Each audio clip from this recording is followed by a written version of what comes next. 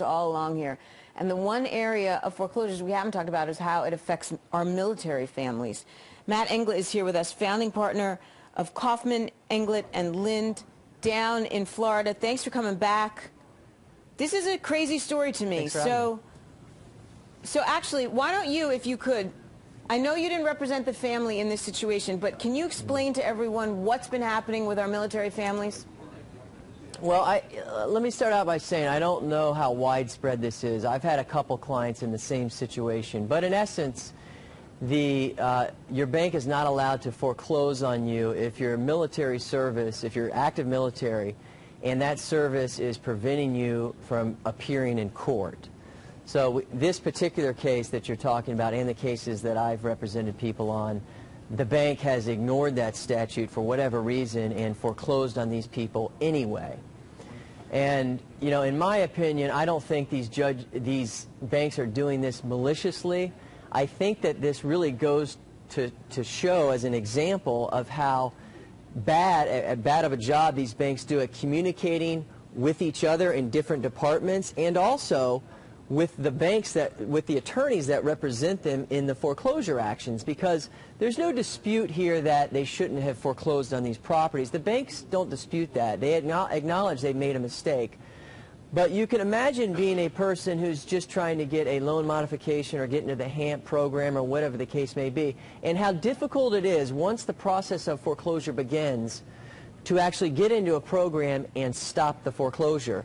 These military families couldn't even do it, and everyone they talked to at the bank all agreed that they shouldn't be foreclosing on the property.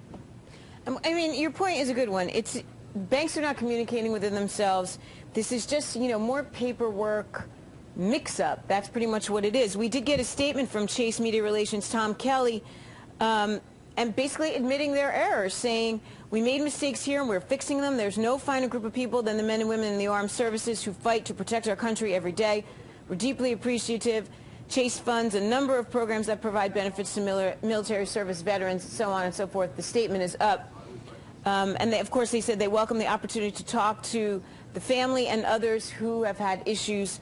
So if anyone has had a problem with this, please call Chase and explain to them your situation.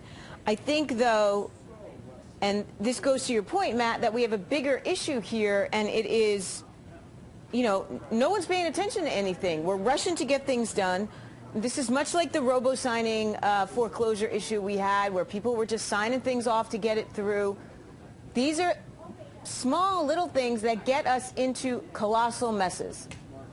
Absolutely. I think this is a sign of a much larger problem, and that is, why can't the person who understands in that bank that they shouldn't be foreclosing on that property, why can't that person relate that to the collection department and then to the attorney representing them in the foreclosure action?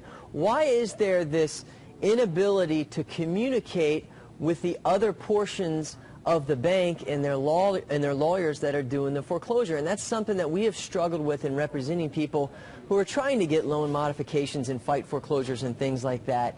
And it's something that is, you know, it forces people to go out and hire attorneys like me. You shouldn't have to do that. The bank should be able to tell you whether or not you qualify for a program, and if you do, signal it on down the chain and stop everything, and stop the foreclosure and stop everything right then until they can get you into that program. And you're right, this just serves as an example of a much larger problem that's happening with these banks, and I think that they're going to have to put the resources into doing a better job of running all these different loss mitigation programs that they have. Right. Otherwise, people are just going to have to go out and lawyer up. I mean, this reminds me of our federal agencies.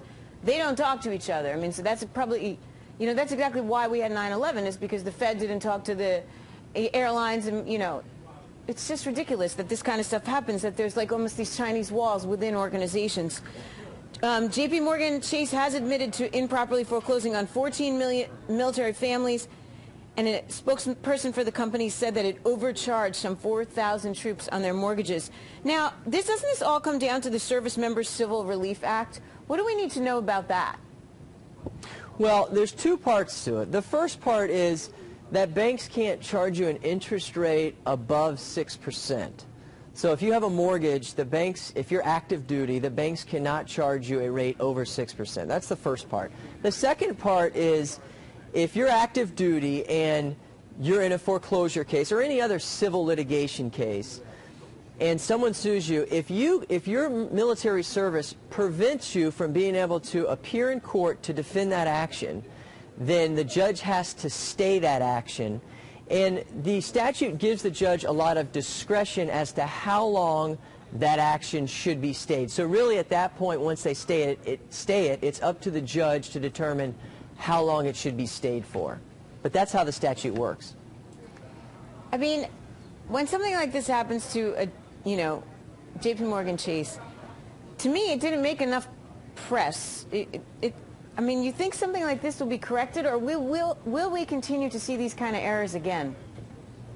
I think we're going to continue to see them, not only with military families, but there are thousands of people out there, especially in non-judicial states, whose homes were taken, and they actually did qualify for the HAMP program, and their lender was participating in the program. So those people should not have lost their homes.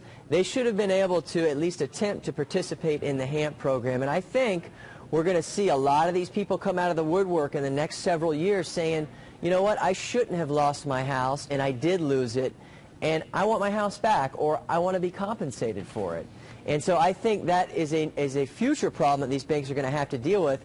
I just wish that they would at least fix the problem now moving forward so that we won't have this problem with military families or with any other families out there struggling to stay in their home. Yeah, Matt, amen to that. Matt, you're great for coming to us. Orlando, Florida, I'm sure it's much warmer than it is here because it is... Yeah, we're having great weather here. Yeah, I'm sure you are. Matt Englett, founding partner, Kaufman, Englett, and Lynn down in Orlando. Thanks for covering such a great story. And,